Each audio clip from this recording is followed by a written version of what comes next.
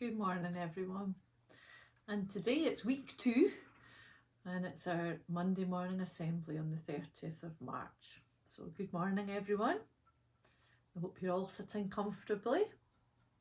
Somebody did tell me they liked my assembly last week, and what they liked best about it was it didn't go on for 50 minutes, and the other thing is you could stop it at any time, so that made me chuckle.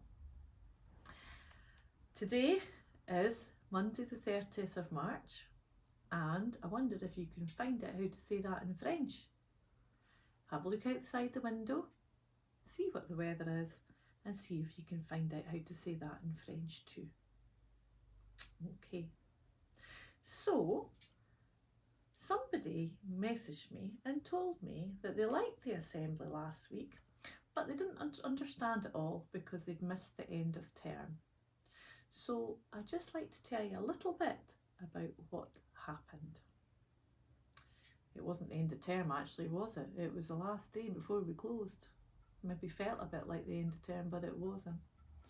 On that last day, what we did was we all got together safely and we sang the song Shotgun. Mr. Barclay played it on his guitar, just like a proper rock star, and went all through all the children singing the song. We changed the words, so one bit it said, "But our learning, it won't stop," instead of some of the words that were George Ezra's words. And we all sang it together. And we talked about how that song would remind us that whilst we're on this journey, we're all riding shotgun beside each other and keeping each other in mind and staying connected to one another during these strange times. So that's what the reminder of was last week at the assembly. And if you missed it, please don't worry, because we have filmed it and we'll be able to show you it all when we're all back. Now, on the other reminder for today, every Monday I've got to remind you of the 5 ways to well-being. And that's so important. So many of you might be worrying about GLOW or worrying about getting your tasks into your teachers. Please don't worry about that. Just be yourselves, do what you can, and if you have problems, don't worry, we'll get them fixed in time. But always remember the 5 ways to well-being. And we know that you know all of those 5 ways to well-being. Today, on Monday, it's always my job to remind you about learning. And that learning doesn't always have to be about school type things. That learning could be learning how to bake a cake, or learning how to help in the garden, or learning how to wash the dishes. There are lots of things to learn. But in order to keep our well-being good, we have to remember those 5 ways. So today's reminder is to learn. And each day this week, finishing off with Be Active on Friday from Mr. Hubbard, but each of the other days you'll be reminded of one of the other ways to well-being. So even if you don't get other things done, you can always remember your 5 ways to well-being every day. Okay, so here is our 365 days of wonder. And I closed the book, so that wasn't very sensible, but I know which date it was, so I can look straight for it. I didn't really like the one for the 30th of March quite so much, so I chose the one for the 31st. And here it is. Life is like a roller coaster with all its ups and downs. Life is like a roller coaster with all its ups and downs. And it's by somebody called Kyler. And you're absolutely right. That's a very good quote just now. I think there's lots of ups and downs for people just now. Have a think about times when you're feeling very up and times when you're feeling a bit down. One of the things that we can do is we can look out for people who are feeling down and we can do things to help them feel a little bit better and a little bit up. And maybe at times when you're feeling up, you can look out for people who are feeling a bit down and cheer them up. And when you're feeling down, you look out for people who are feeling a little bit up and they'll make you feel better. But we've all got to look out for one another because we're all still part of our Burntisland Primary School family. And at the moment, I think everything feels a little bit like a roller coaster just now. But we're all on it together. Now the next thing that I wanted to tell you about, it's slightly different. I was looking for a book in the bookshop the other day before they all closed, and I found one that said, "Do igloos have loos?" and other cool questions answered. And I thought, well, I quite like that.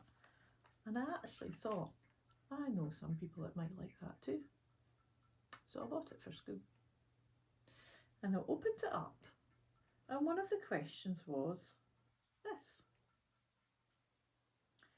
was there a Mary who had a little lamb? Now, for some of you, maybe you need to learn the nursery rhyme, Mary Had a Little Lamb, or maybe you could teach that to a little brother or a little sister. But I'm sure the older children all know that nursery rhyme. Was there a Mary who had a little lamb? What do you think? Tell someone at home if you think there was, or if there wasn't. Was there a Mary who had a little lamb, or not? Well, I'll tell you the answer. I'll read you the first verse or two first. Mary had a little lamb whose fleece was white as snow, and everywhere that Mary went, the lamb was sure to go. It followed her to school one day, which was against the rule. It made the children laugh and play to see a lamb at school. Do you think there was a Mary that had a lamb that took it to school? Yes or no? Well, the answer was yes, there was. There was actually a Mary who took a lamb to school, and it happened in the year 1830. So if you need to do a little bit of maths, you could work out how long ago that was. 1830. It was a girl called Mary Sawyer, and she kept a pet lamb, and her brother egged her on to take it to school. So she did. Now, there's a little bit about doubt about who wrote the rhyme. However, it did happen. There was a girl called Mary in 1830 who took her lamb to school. Now, even though these are strange times, don't get any ideas when we come back to school, because I don't want to see any lambs in our playground. I've got enough bother with the seagulls. But who knew? That's your interesting fact of the day. Now, on this day in history, a couple of things happened that I thought you might be interested in, or things that you can maybe find out more about. So first of all, in 2003, again, find out how long ago that was when there was a law passed in New York City to ban smoking in the pubs and the restaurants and in public places. And that was in 2003. So maybe you could find out a little bit more about that if you're interested in health and history. Also, in 2002, on this day, the Queen Mother died. So our Queen at the moment, Queen Elizabeth, her mum died in 2002, and she was 101 years old. So there you go. You might want to find out more about the royal family if you're interested in that. And also, here's something for everybody to be thinking of. In 1853, which was a long time ago, Vincent van Gogh was born, and he was from Holland, and he was a very famous artist. And one of the pictures that he painted was called the sunflowers. I've printed it off to show you. There it is. Maybe you could try and paint or draw or colour in a picture that looks a bit like this. And maybe you could put it in your window too, besides some of the rainbows you've been doing, so that people around the town can be brightened up by the beautiful flowers. Or if you're a little older, you might want to find out more about Vincent van Gogh and his other pictures, or maybe some other artists. So there you go. Now, another thing I discovered was that a book of everyday kindness. And this book I looked up, and on the 30th of March, which is today, it says, do all the good you can by all the means you can, in all the ways you can, in all the places you can, at all the times you can, to all the people you can, as long as ever you can. And that was by John Wesley. And I have been so impressed when I've heard all the stories around the town of people being kind to one another and looking out for one another. And all the clapping for all the people who are helping and things like that. All of these kind things make such a difference. So let's always remember things like that. It might even be things like helping your mum put the dishes away, or picking up your clothes from the floor, or not leaving a mess when you've used the bathroom. All of these little bits of kindness make a big difference when you're in the house and round about during these strange times.